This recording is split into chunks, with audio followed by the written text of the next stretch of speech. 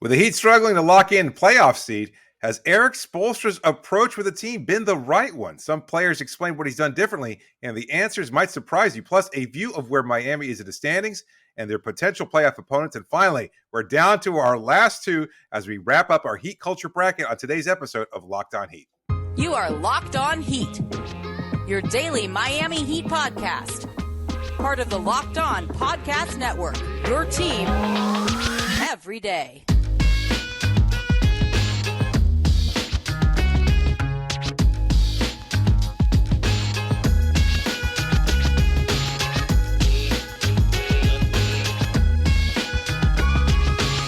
Welcome to Locked On Heat, your daily podcast on the Miami Heat. I'm Wes Goldberg here with David Ramil, however you might be tuning in on YouTube, Odyssey, or your favorite podcast app. Thanks for making Locked On Heat your first listen every day and for hitting that subscribe button. So a couple quick notes from Monday's practice before we jump into this thing. Bam Adebayo appears to be a game-time decision for tonight's game in Detroit. He's listed as questionable with that hip contusion that kept him out of Saturday's win against the Dallas Mavericks. And then when asked if Kevin Love will return to the starting lineup when Bam does return, Spo said he has yet to make that decision. So a couple of news notes right off the bat. We're going to talk about which teams the Heat should be most looking forward to playing in the play-in tournament, which teams they should be most scared of playing in the play-in tournament. And then we will have our championship game of the Heat culture bracket later on. But let's jump in here. Speaking of Erik Spoelstra, Barry Jackson wrote this piece for the Miami Herald about how Spo has gone about leading this team. And part of it had to do with how Spo talks about the team in public. And as Barry points out, Pat Riley used to threaten players with lineup changes during post-game news conferences when they were not playing well. That's just not Spo's approach at all. In fact, Spo has, at least publicly, been almost overly positive with his messaging about the team, despite this being what's undoubtedly a disappointing season so far. Spo told Barry, quote, "To me, a press conference and a coach ranting doesn't necessarily do anything for a win. Maybe it does, maybe it doesn't. I don't know. That's not my style, for better or worse. We handle our business here." What I found interesting about this piece, David, is something that we've talked quite a bit about during this Heat culture bracket, and that's the difference between Riley and Spo. And I think this piece did a good job of sort of crystallizing what I think is the biggest difference between the two, and that's how they respond and interact with their players. So my question to you is, what do you think of this approach? Do you think Spo should be a little bit more like Pat Riley with this team? Because I think there is a faction of Heat fans who think that this team does need a public kick in the butt. It's hard to say for certain without being privy to every conversation that takes place in the locker room, but I think it's a healthy mix of both. And I think that's how a lot of life works out that way, is that I think individual conversations are the key to that kind of establishing levels of communication where a player feels comfortable and the coach can get their message across without dressing them down in a public forum and embarrassing them or pissing them off. Having said that, I also think there's a time when you're in the locker room where you better throw that damn clipboard, where you better put your hand through the whiteboard, or you better do whatever is necessary to get your players to understand what's at stake in the moment, because you're in the moment. And that's where the emotions are most necessary. It's not the time for stick to your plan. Everything's going to be fine. It's get out there. You've got 24 minutes, another half to make your imprint in the game. And that's when I think that fire needs to come out. And I don't know that it doesn't or it does. I don't think even in this piece it mentioned specifically. In this piece, it does a little bit from I think, and just from what my understanding is of this team. Like we saw Erik Spoelstra throw a clipboard when Omer Yurtseven made all those mistakes a few games ago, right? Like we see that fire come out in Spo, and you hear the quotes that the players, like Udonis Haslem, saying that he wears his emotions on his sleeve and all these things. I think that everybody understands that it's been a frustrating year, and I think Erik Spoelstra has been frustrated, and some of the players say that, like, he's frustrated, we're frustrated, all of us are frustrated. I guess the difference is you see coaches in any sport, any league, whatever, use the media to try to further their own agendas and try to kind of double down on their messaging quite a bit. And we don't really see that from Spo, especially this year. And you would think maybe problematically at times. Yeah, it's even problematic at times. Why problematically? Because there are times when he should be a little bit more open about these concerns. Like we've gone through it. The level of Spoisms or double speak or whatever euphemism you want to use to describe it, it's just like, we've got the answers in the locker room. Okay, well, what are those answers? Like sometimes I would rather him say, God damn, we suck. Or, we don't have that talent. And I know it kind of contradicts exactly what I was saying, but you almost want those answers to be a little bit more revelatory and their honesty, especially when you're caught up in emotion. Look, I've seen him come in. You've seen him come in. He sits down at that podium. He's been yelling. He's pissed off. He's frustrated. And he'll try to squash those emotions down and get through the next 3 minutes as he talks about what the problems were in tonight's game. But, sometimes you just want him, at least from a reporter's perspective, you want him to be a little bit more honest and open about and it. I think there is like I said, I think there's a segment of Heat fans who feel the same way. That's like, hey, like, are you okay with this? Because fans, their only exposure to Erik Spoelstra is seeing him on the sideline during games, during broadcasts, pacing up and down and kind of doing Erik Spoelstra things where he does look a little crazy sometimes. And then during the press conferences, and the press conferences by and large this year, to your point, has been, we've got the answers in that locker room. Recently, I remember telling you, like, going to the practice the other day, Spo consistently asked about, I think it was what the rebounding issues, and it just says, we'll fix it. We'll fix it. We'll fix it. How? And then when asked how, he says, I don't know, but we'll fix it. And it's kind of devolved into that, where it's just, it's not saying that we have a problem necessarily. It's recognized. It's not to run away from the problem or to mask a problem or to lie and say there is no problem. He's recognizing that there's a problem, but he's giving to reporters, and in turn, fans who consume our content is, we'll fix it. And again, that's why I asked the question.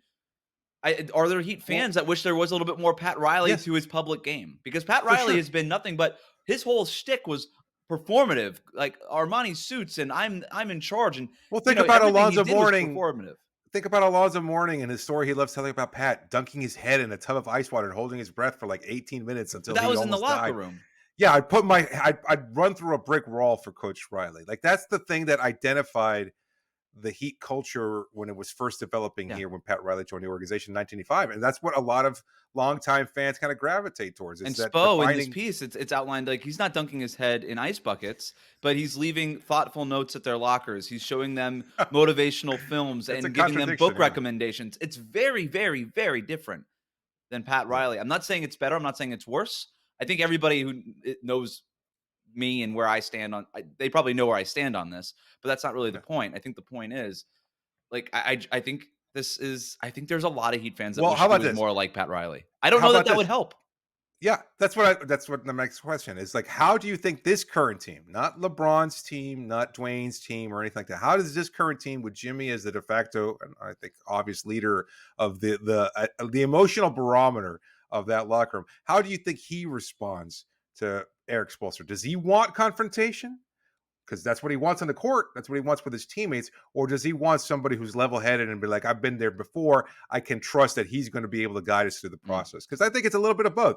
I think sometimes Jimmy loves to have somebody up in his face and be able to tell him and challenge him like he did last year. I think there was a level of respect that he gained additionally for Erik Spoelstra because he responded to him in kind last season when they had that sideline confrontation. On top of that, he's also spoken glowingly about Erik Spoelstra just because he's able to retain his calm demeanor in these kinds of situations. Like, you look over at Spo and he's unfazed. Why? Because he's been there. He's been to the NBA Finals. He's been in these situations. He knows that you can always find a way to overcome adversity. So it's hard to say for certain.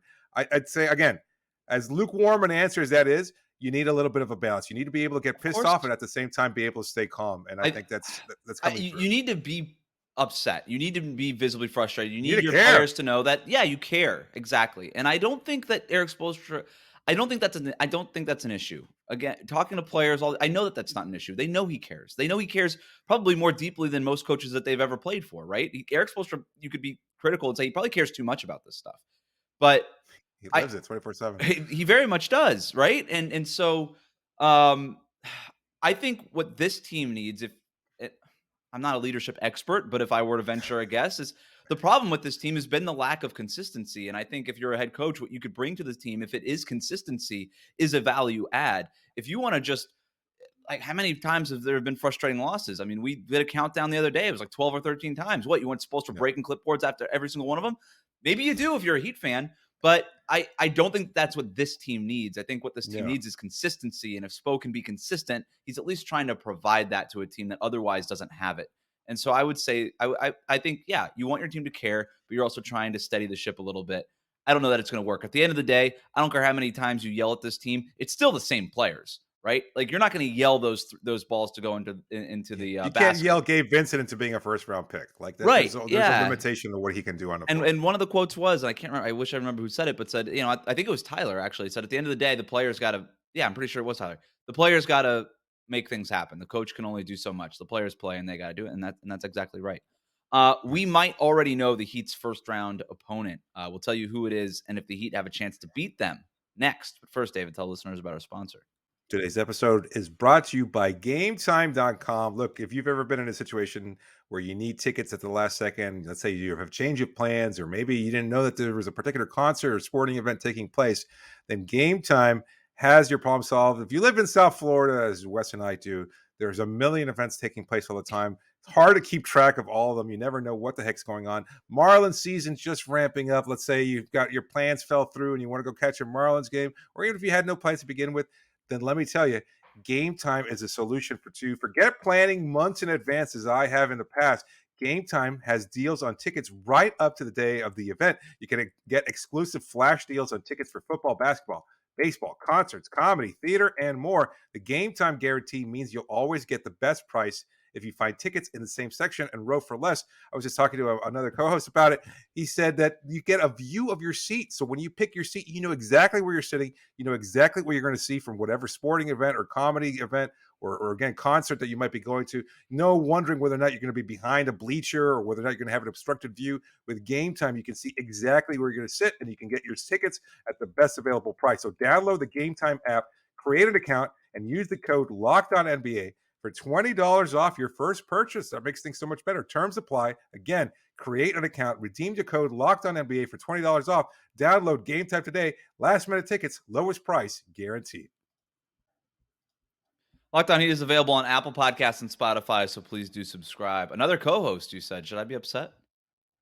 No, my co-host for Locked On NBA. Oh, okay. All right. You know him very well. Yeah. Okay, all right. Yeah, he was just telling me about that. I didn't know. I haven't had the occasion to use Game Time because I've been the dork that gets tickets months in advance, and then I've actually used Game Time. It's really cool. And this is not even part of the read anymore. But I when I used to live in San Francisco, and the Giants, they were like it's like a 4-minute Uber away from me, and so I used to just like third inning. I don't care about baseball. I certainly don't care about the San Francisco Giants. So if I had nothing to do, like third inning, I just go on there, $7 for tickets. So I can only imagine what they cost for Marlins games. It's probably like free at this point. But they might pay you to attend the Marlins. They might, please. As it stands right now, the Heat are firmly in 7th place, 2 games back of the Nets for the number 6 seed, 2 games ahead of the Hawks and the Raptors for the top spot in the play-in tournament. They have tiebreakers against the Hawks. The Raptors have the tiebreaker over the Heat, but the Heat have a fairly easy remaining 4 games. So for all intents and purposes, I think it's fair to assume that the Heat are going to end up with the 7th seed, right? What we don't know is who they're going to face in the play-in tournament, because the 7th seed, for those that don't know, and I know that we've really explained this recently, David, the 7th seed plays the number 8 seed. I know that there's some confusion there. Some people think the 7th seed plays the 10th seed as like every other tournament. I think we were hoping they would avoid the play-in tournament altogether, so maybe that's why it never came up. Yeah, the 7th seed plays the 7th seed plays the 8th seed. Okay, so it's a 7-8 game. The winner of that game moves on as the 7th seed. Done. You win one game, you're in. The loser of that game plays the winner of the 9-10 game to determine who's going to be the 8th seed. So even if you lose the 7-8 game, you have one more chance. You play the winner of the 9-10 game, and then the winner of that game becomes the 8th seed. All right? So the value in being the 7th seed or the 8th seed for that matter is that it's win one and you're in, right? The 7th seed is obviously that game is going to be played at home. And in this instance, it looks like Miami will be playing that game at home. So who the Heat are going to play? If they're the 7th seed, who's going to be the 8th seed? The Hawks and the Raptors have the same record as each other. Chicago's just one game behind them, and they've been playing pretty well lately. So who gets that 8th seed is really still up in the air. And I think we talk a lot in playoff races about who's going to be in the play-in in general, like when it comes to 9-10, who's going to get the 1 seed. Generally, is that something we talk about a lot? Who's getting home court in the first round? But I think of all these games, or of all the seeding kind of battles, the difference between the 8th seed and the 9th seed is huge because of everything we just talked about. Win 1 and you're in versus having to win 2, right? Yeah. And so the Hawks, the Raptors, and the Bulls, very, very motivated to try to get that 8th seed and avoid being one of the teams in that 9-10 spot. So something to keep an eye on if you're a Heat fan, certainly. Keeping an eye on the Hawks, the Raptors, and the Bulls going forward. But let's just power rank this really quick, David. Of those three, Hmm. who are you the most scared to play in that Hmm. 7-8 game? Who are you least scared to play? Uh, Most scared would be the Chicago Bulls. I just Wow. think, yeah, I think the combination of rebounding, the Pat Bev effect, whatever that might entail, and the mid-range sorcery of DeMar DeRozan is too much for Miami to overcome. It's been a problem during the regular season, and I think their style of play is problematic for Miami, especially if it's a night where Miami just doesn't have it dialed in offensively, as that has been the case for most of the season. I think the pace of the Toronto Raptors, the size in general, is also problematic. So they would be my second least preferred opponent. With the Atlanta Hawks, despite the fact that they play somewhat quickly, I think they're just more erratic by nature. And Miami seems to have figured out. I know we talked about this earlier in the season when there was a back-to-back set against the Hawks. They seem to have the Trae Young situation figured out to a certain degree. I'd be more concerned about guys like DeAndre Hunter, who's been a little inconsistent this year, or Bojan Bogdanovic having a big game. There's a potential for other players to step up. Trae Young, not as much of a concern as, say, DeMar DeRozan. So ironically enough, I still think most people in general would view Young as the better player, but DeRozan strikes me as being more difficult for Miami to contain in a one-off situation. I'm going to reverse my rankings. I'm going to go from least scared to most scared, but I think I generally agree with you. My least scared Okay. team is I am not afraid of the Atlanta Hawks. I read a report recently, David, Fulton County, the county that Yeah. Atlanta resides in, Yes. since the pandemic, the greatest percentage increase in population. Most people moving to Fulton County. Most people buying property, getting land in Fulton County. I bring this up because I'm pretty sure the Miami Heat have space. Reside full time. They own real estate in the minds of the Atlanta Hawks, and I think they have Wow. quite a bit of real estate in Fulton That County. was a stretch there, but I get it. It was a nice try. Yeah, like we talk all the time about the Heat owning the Sixers, or maybe the Heat being able to sort of get the Celtics to wobble. But if Yeah. they own any team, it's the Atlanta Hawks, and specifically Trae Young. I don't know.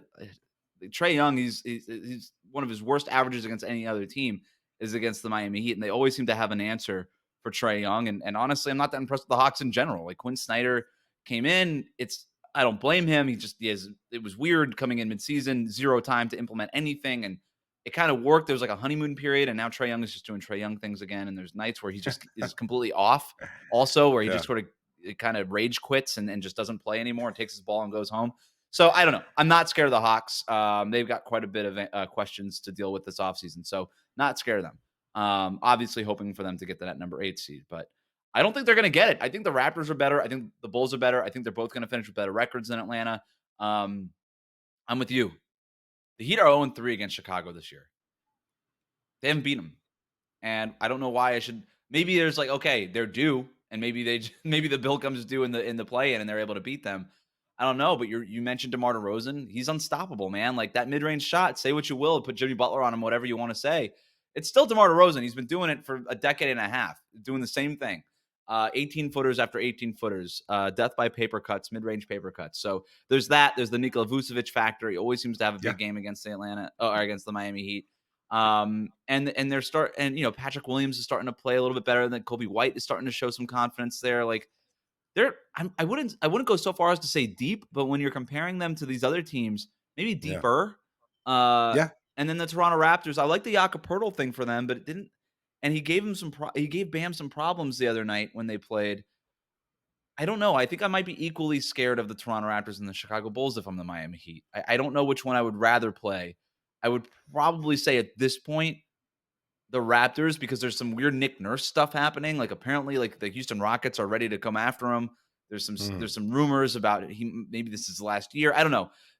And we could just go vibe check on this. Bulls best vibes, Raptors second best vibes, Hawks the worst vibes. Give me the team with the worst vibes, and I feel like the Heat would have a better chance. I had to double check as we were recording this. Miami actually has held Trae Young to the second lowest career average in points per game than any other team in the NBA. But that's only second to the Dallas Mavericks. 10 matchups there, and he's got a 20.2 points per game average. Miami's held him to 21.4 and 17 career matchups. Playing in like 4 times as many games, right? Than probably what he's played against Dallas. So yeah, they own it. They own Fulton County. but and specifically Trae Young's residence there. Jimmy Butler goes and kicks up his feet on the coffee table. He smudges the rug. Like he tracks dirt all over the place. He doesn't care. He owns that place.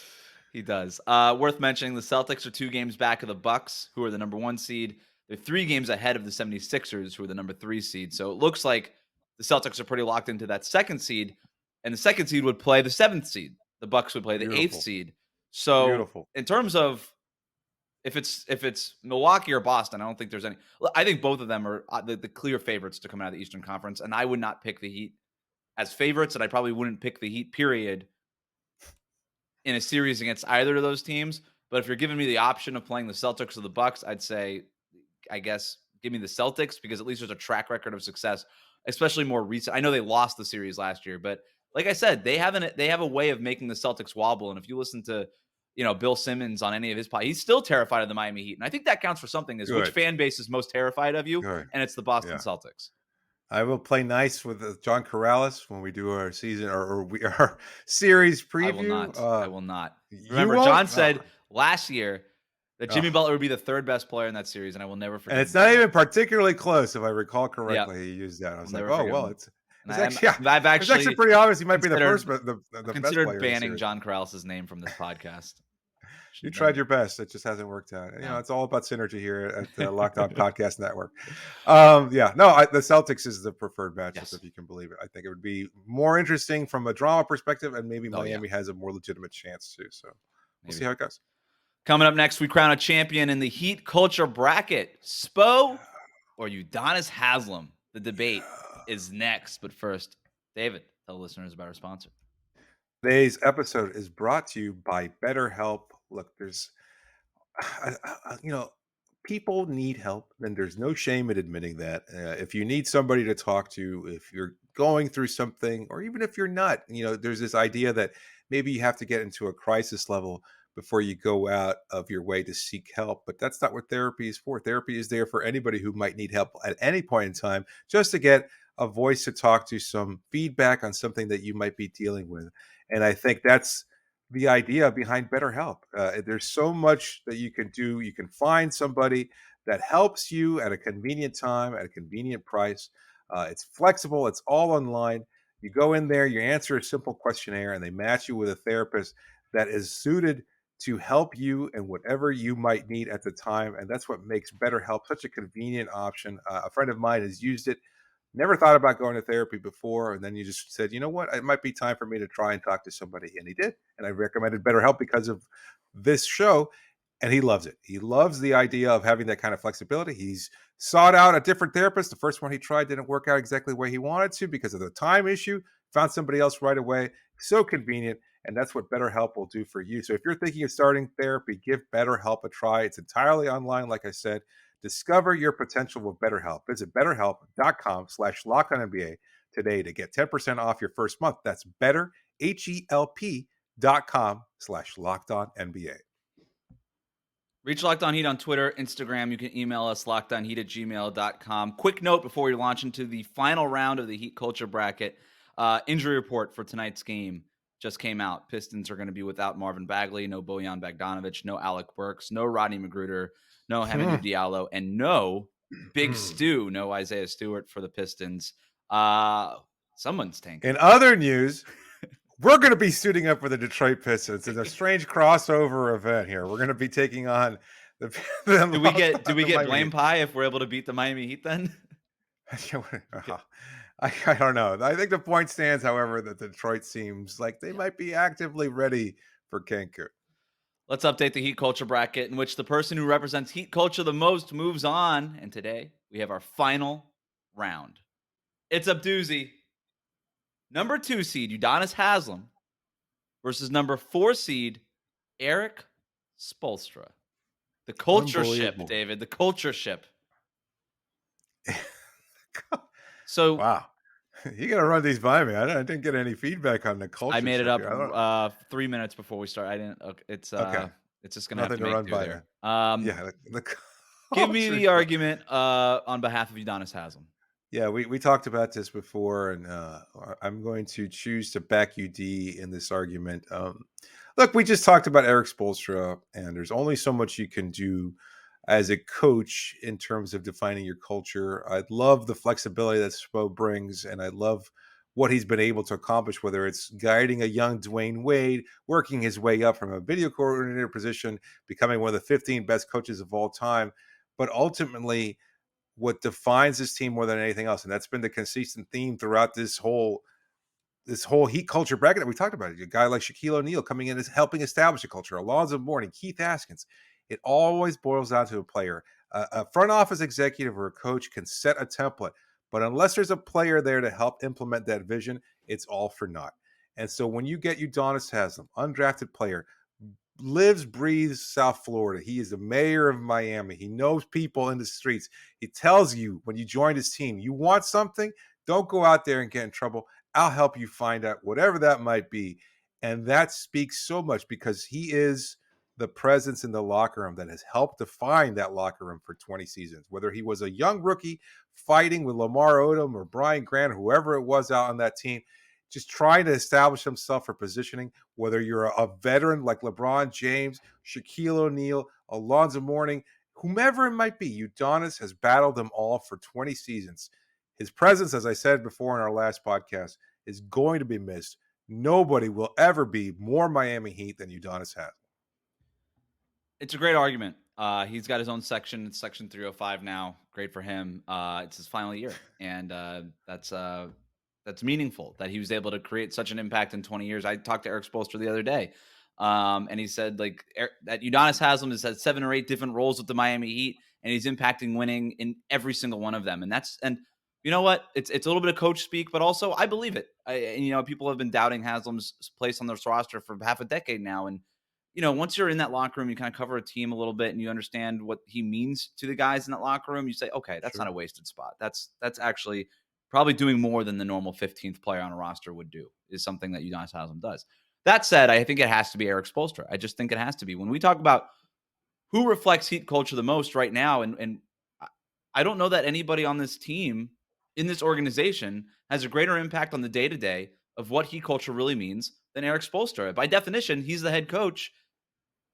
Heat culture is just kind of whatever he decides it is on any given day. And I know that's kind of a default answer. You can't, and if you're just, okay, well, the head coach is just going to win this thing just because of the definition of his job. I know that's not fair, but when he's in there and evolving the culture every single day and doing all the things that we talked about in the first segment, David, we're talking about the difference between him and Pat Riley and how he's evolved the culture to adapt to the modern NBA player, right? And one of Spo's favorite Spoisms is adapt or die. Well, that's what he did with Heat culture. If not for Erik Spoelstra, Heat culture would have died on the vine. That's what would have happened because it wasn't ready for today's player. And Spo made it okay. And it made it work for today's player. All the conditioning stuff is still there, right? The Miami Heat still considered the hardest playing, best conditioned team in the NBA. That's still there. That is sort of like the bedrock of Heat culture. And that has not left. Right. But on top of that is all the modern analytics, the relating to players, giving them books instead of dunking your head into ice buckets, like all these things. This is what Heat culture is now. And so my vote goes to Erik Spoelstra. Your vote goes to Udonis Haslem. So we put it to Twitter, and Twitter, our fans are deciding 64% of the vote, Udonis Haslem. Udonis Haslem, congratulations. You are the winner of the Miami Heat culture bracket. It's well-deserved. Udonis Haslem. Let's go. 20th season. I'm happy to give it to him. I'm happy. I can't wait to get him on the show. Yeah, I can't wait to get him back on the show, I guess I should say, after today, just to have him talk about this. I'm sure the 3 rings, the millions of dollars, the accolades, the rebounding title and for the franchise, setting all these records, none of that means as much as defining Heat culture for 20 seasons and being voted as such by us. That'll do it for us today. Thanks again for making Locked On Heat your first listen every day. Remember to subscribe to new episodes of Locked On Heat on your favorite podcast app and on YouTube. Hit that like button right now. Now, make your second listen Game to Game NBA. Every moment, every top performance, every result. Locked On Game to Game covers every game from across the NBA with local analysis that only Locked On can deliver. Follow Game to Game on Locked On NBA. It's available on the Odyssey app, YouTube, and wherever you get your podcasts. David, thanks for joining me. You got it, Wes.